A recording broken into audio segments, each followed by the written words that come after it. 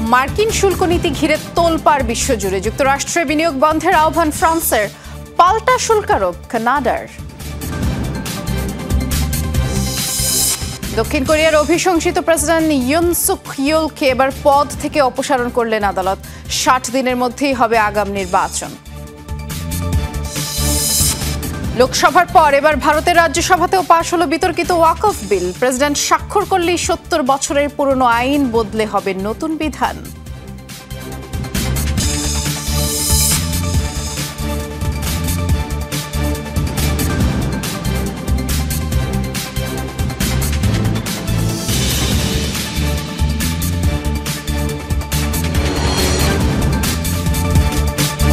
শিরোনামগুলো শুনছিলেন, নুসরাত বৃষ্টি আপনাদের সাথে আছি।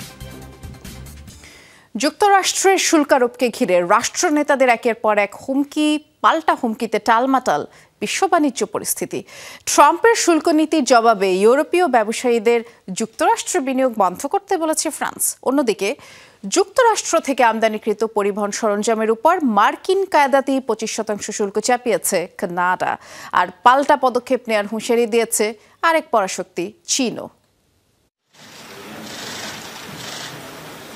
বৃহস্পতিবার হঠাৎই ব্যবসায়ীদের সাথে জরুরি বৈঠকে বসেন ফরাসি প্রেসিডেন্ট ইমানুয়েল ম্যাক্রন। লক্ষ্য কিভাবে সামাল দেয়া যায় যুক্তরাষ্ট্রের ঘোষণা দেয়া নতুন শুল্কের বোঝা। মার্কিন শুল্কারোপের জবাবে এবার ইউরোপের ব্যবসায়ীদের যুক্তরাষ্ট্রে বিনিয়োগ স্থগিতের আহ্বান জানিয়েছেন ফরাসি প্রেসিডেন্ট। ট্রাম্পের সিদ্ধান্তকে ভিত্তিহীন আখ্যা দিয়ে তিনি দাবি করেন এই পদক্ষেপে যুক্তরাষ্ট্রই বেশি ক্ষতিগ্রস্ত হবে। যুক্তরাষ্ট্রের ঘোষিত সিদ্ধান্তটি নিষ্ঠুর ও ভিত্তিহীন। শুল্ক আরোপের মাধ্যমে বাণিজ্যের ভারসাম্যহীনতা সংশোধন করা সম্ভব নয়। শুল্ক আরোপ আমেরিকার অর্থনীতির উপরই প্রভাব ফেলবে। এখন আমাদের ঐক্যবদ্ধ থাকা প্রয়োজন। যুক্তরাষ্ট্রের চেয়েও ইউরোপের বাজার বড়। মার্কিন যুক্তরাষ্ট্রের সাথে দর কষাকষি না হওয়া পর্যন্ত দেশটিতে আমাদের বিনিয়োগ স্থগিত করা উচিত। বুধবার 185 দেশ এবং অঞ্চলের উপর বিশাল অঙ্কের শুল্কের বোঝা চাপান মার্কিন প্রেসিডেন্ট ডোনাল্ড ট্রাম্প। ন্যূনতম 10 থেকে সর্বোচ্চ 50% পর্যন্ত ট্যারিফের কবলে পড়ে দেশগুলো। ফলে ক্ষুব্ধ প্রতিক্রিয়া জানানো শুরু করেন বিশ্ব নেতারা। একে ট্রাম্পের খেপাটে আচরণ আখ্যা দিচ্ছেন তারা। প্রতিক্রিয়ায় যুক্তরাষ্ট্রের ওপর দ্বিতীয় দফায় শুল্কারোপ করেছে প্রতিবেশী কানাডাও। এ দফায় দেশটি থেকে আমদানিকৃত যানবাহনের উপর পাল্টা 25% শুল্ক চাপিয়েছে অটোয়া। যুক্তরাষ্ট্র যে পদ্ধতিতে আমাদের উপর শুল্কারোপ করেছে, ঠিক একই পদ্ধতিতে আমরা তাদের থেকে আমদানি করা যানবাহনের উপর 25% শুল্কারোপ করছি। আমদানিকৃত যন্ত্রাংশের উপর এর কোনো প্রভাব পড়বে না। এই শুল্কারোপের শেষ দেখতে লড়াই চালিয়ে যাব। মার্কিন প্রেসিডেন্টের সিদ্ধান্তের বিরোধিতা জানিয়ে পাল্টা পদক্ষেপের হুঁশিয়ারি দিয়েছে অন্যতম শক্তিশালী অর্থনীতির দেশ চীন। চীন বারবার বলে এসেছে বাণিজ্য আর শুল্ক যুদ্ধের কোনো বিজয় হয় না। অভ্যন্তরীণ অর্থনীতিকে বাঁচাতে সুরক্ষাবাদের পথ টেকসই নয়। আমরা দৃঢ়ভাবে এমন সিদ্ধান্তের বিরোধিতা করি। বৈধ স্বার্থ রক্ষার্থে প্রয়োজনীয় ব্যবস্থা গ্রহণ করবে বেইজিং। এদিকে কানাডা, চীন, ফ্রান্স, ইউরোপ সহ কয়েকটি দেশ যুক্তরাষ্ট্রের বিরুদ্ধে পাল্টা পদক্ষেপের ঘোষণা দিলেও শুল্কারোপ ইস্যুতে ওয়াশিংটনের সাথে দর কষাকষির ছক কষছে জাপান, দক্ষিণ কোরিয়া, আর্জেন্টিনা সহ কয়েকটি দেশ। অনিক রহমান, যমুনা নিউজ। এই নতুন শুল্ক নীতির মাধ্যমে পুরো বিশ্বের সাথেই যুক্তরাষ্ট্র যুদ্ধে জড়িয়েছে বলে মত বিশ্লেষকদের। ওয়াশিংটনের পদক্ষেপে বৈশ্বিক অর্থনীতিতে বড় ধরনের অস্থিরতার শঙ্কা করা হচ্ছে। আর বিশ্লেষকরা মনে করছেন এই বাণিজ্য যুদ্ধে কোনো পক্ষই লাভবান হবে না। শুল্কারোপের জেরে বড় ধরনের সংকটে পড়বে বিশ্বের সকল ভোক্তা ও ব্যবসায়ী। বলা হচ্ছে যুক্তরাষ্ট্রকেও এই বাড়তি ট্যারিফ ধার্যের মূল্য চুকাতে হবে। ট্রাম্পের নয়া শুল্ক নীতিতে ঝড় বিশ্ববাজারে। বাড়তি শুল্কারোপের জেরে ক্রমবর্ধমান বাণিজ্য যুদ্ধের শঙ্কার পাশাপাশি দরপতন ঘটেছে মার্কিন শেয়ার বাজারেও। কমেছে ডলারের দাম। অর্থমন্দার শঙ্কায় সেফ হেভেন খুঁজতে শুরু করেছে বিনিয়োগকারীরা। বিশ্লেষকরা বলছেন একসাথে এত দেশের বিরুদ্ধে ট্রাম্প শাস্তিমূলক শুল্কারোপের ঘোষণা দিয়ে মার্কিন ব্যবসায়ী ও বাণিজ্যিক অংশীদারদের মধ্যে ছড়িয়েছেন আতঙ্ক। বলা হচ্ছে এ সিদ্ধান্তে শত্রু মিত্র সবার সাথে চলছে ওয়াশিংটনের টানাপোড়েন। যুক্তরাষ্ট্রের বাজার ও বাণিজ্যিক অংশীদারদের মধ্যে এই সিদ্ধান্ত আতঙ্ক ছড়িয়েছে। মিত্র বা প্রতিপক্ষ কেউই ছাড় পায়নি। সবার সাথেই বিবাদে জড়াচ্ছে যুক্তরাষ্ট্র। আন্তর্জাতিক অর্থনীতির সাথে এ যুদ্ধ। অভিজ্ঞদের মতামত, বিশ্ববাজারে শুরু হওয়া অস্থিরতা সহসা কাটছে না। আশঙ্কা, এ পদক্ষেপে চড়া মূল্য গুনতে হবে বৃহৎ অর্থনীতির দেশটিকে। আসন্ন বাণিজ্য যুদ্ধের কারণে ভুক্তভোগী দেশগুলো তো বটেই, ক্ষতির মুখে পড়বে মার্কিন অর্থনীতিও। এটা শুল্ক যুদ্ধ, অর্থাৎ যুক্তরাষ্ট্র অন্যান্যদের উপর শুল্ক আরোপ করছে। এরপর তাদের সাথে একই আচরণ করব আমরা। খুবই সুরক্ষাবাদী সিদ্ধান্ত নেওয়া হয়েছে, কিন্তু বিশ্বকে চরম মূল্য দিতে হবে। ভোক্তাদের উপর পড়বে বড় প্রভাব, যা সামগ্রিকভাবে বাড়াবে পণ্য মূল্য। বলা হচ্ছে বাড়তি শুল্ক আরোপের জেরে পাল্টে যেতে পারে বিশ্ব বাণিজ্য কাঠামো। যদিও কোনো বিশ্লেষক বলছেন, ট্যারিফ আরোপ করলেও আলোচনার সুযোগ রেখেছে ট্রাম্প প্রশাসন। মোস্তফা মাহমুদ, যমুনা নিউজ। মার্কিন প্রেসিডেন্ট ডোনাল্ড ট্রাম্পের এই শুল্ক আরোপের জেরে 2020 সালের পরে সর্বোচ্চ ধস নেমেছে যুক্তরাষ্ট্রের পুঁজিবাজারে। বুধবার যুক্তরাষ্ট্র শুল্ক আরোপের ঘোষণার পরপরই সূচক কমতে থাকে। এর একদিন পর বৃহস্পতিবার 4 বছরের ইতিহাসে কমে দাঁড়ায় সর্বনিম্ন অবস্থানে। একদিনই আনুমানিক $2.4 ট্রিলিয়ন শেয়ার মূল্য হারিয়েছে মার্কিন পুঁজিবাজারের সূচক S&P 500, আর ন্যাসডাক সূচক কমেছে 5.97%, যা করোনা মহামারীর পরে সর্বোচ্চ। অন্যদিকে অ্যাপল, অ্যামাজনের মতো প্রতিষ্ঠানগুলোর শেয়ারের দাম কমেছে 9% করে। এর আগে ব্যাপক ধস দেখা দেয় এশিয়া শেয়ার বাজারে। বৃহস্পতিবার জাপানের নিক্কেইয়ের গড় শেয়ার 4.6% কমে 8 মাসের মধ্যে সর্বনিম্ন হয়।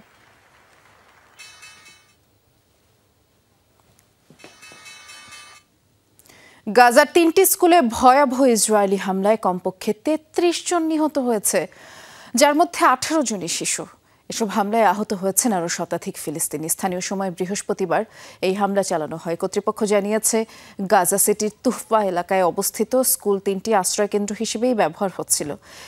এর মধ্যে দার আল আরকাম নামের একটি স্কুলে অন্তত 4টি ক্ষেপণাস্ত্র ছোড়া হয়। এদিকে বৃহস্পতিবার গাজা জুড়ে ইসরায়েলি তাণ্ডবে নারী শিশুসহ কমপক্ষে 112 ফিলিস্তিনির মৃত্যু হয়েছে, যার মধ্যে 71 জনের প্রাণ গেছে গাজা সিটিতে।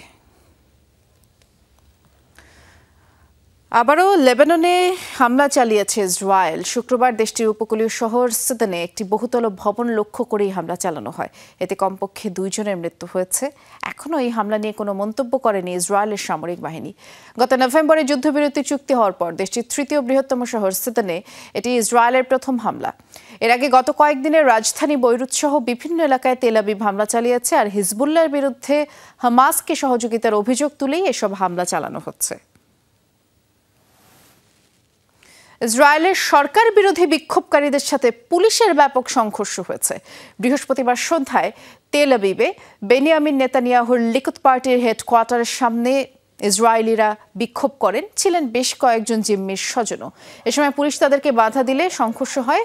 নেতানিয়াহুর হাঙ্গেরি ভ্রমণের প্রতিবাদ জানান বিক্ষোভকারীরা। আগামী নির্বাচন, গাজায় যুদ্ধবিরতি, জিম্মি মুক্তির দাবিতেও স্লোগান দেয়। আর চুক্তি ভেঙে গাজায় আবারও হামলা শুরু করায় জনরোষে পড়েছেন নেতানিয়াহু।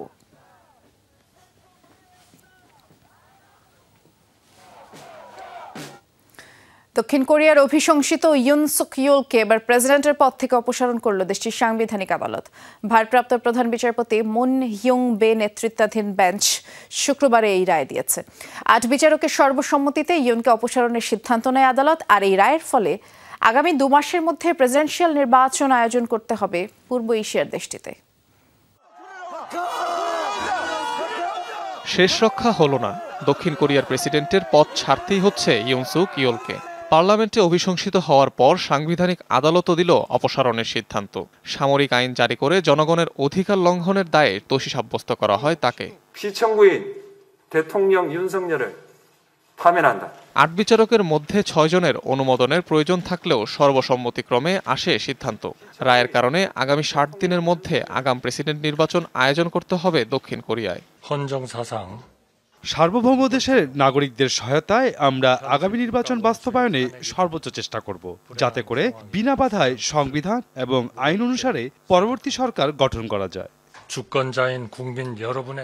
এদিকে রায় ঘিরে মিশ্র প্রতিক্রিয়া দেখা গেছে দক্ষিণ কোরিয়ার নাগরিকদের মাঝে। আমি রায়ের সম্পূর্ণ সম্প্রচারই সরাসরি দেখেছি। নিজেকে অত্যন্ত খুশি মনে হচ্ছে।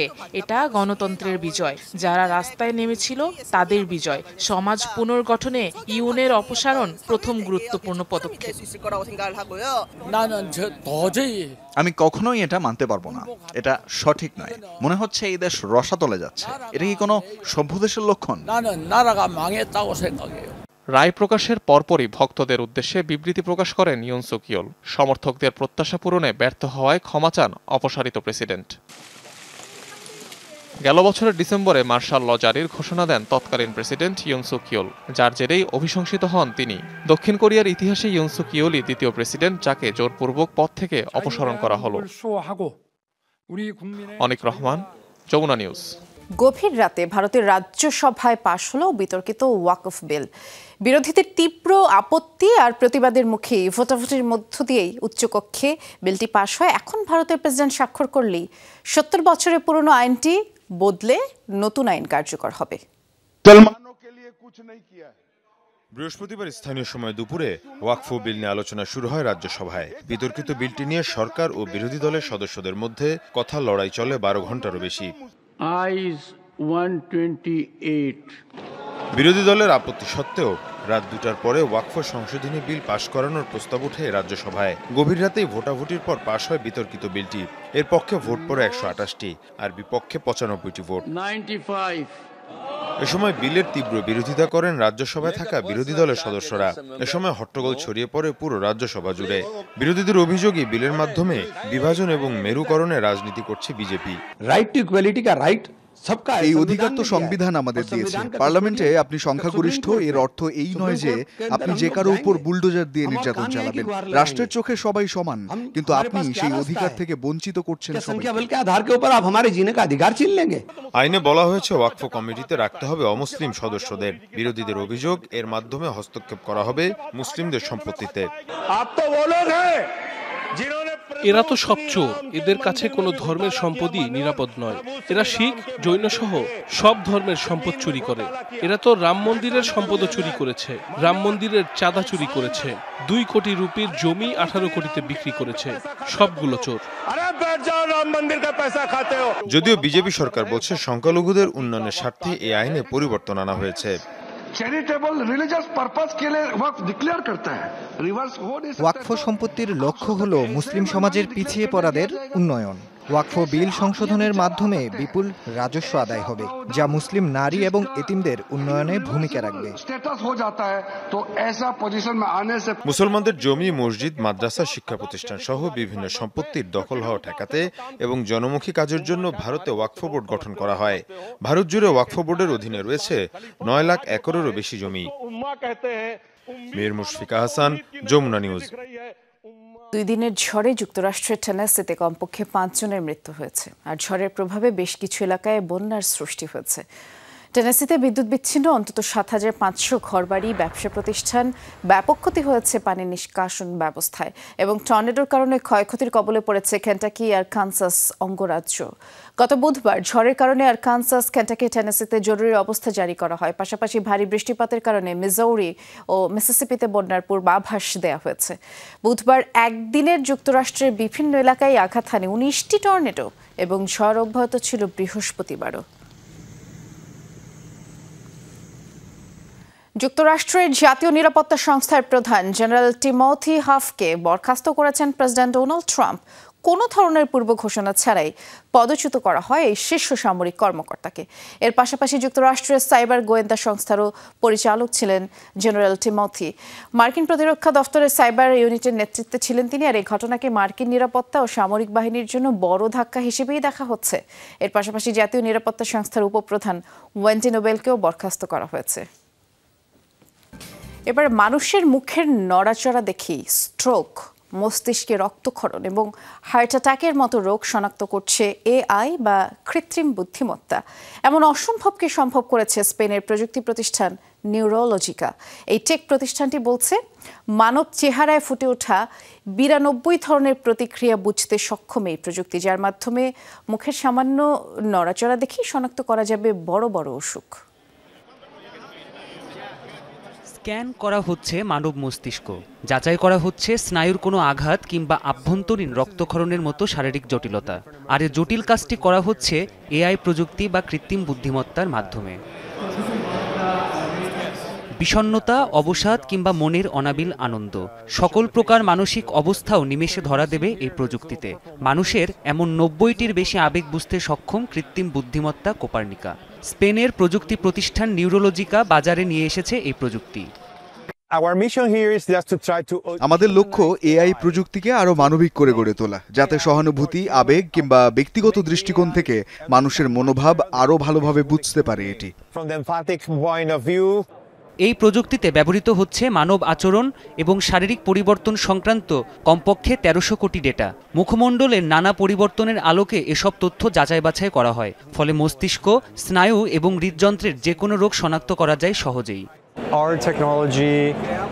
যখন কারো স্ট্রোক বা মস্তিষ্কে রক্তক্ষরণের ঝুঁকি থাকে, তখন মানুষ বিশেষ প্রতিক্রিয়া দেখায়। খালি চোখে সব লক্ষণ ধরা পড়ে না।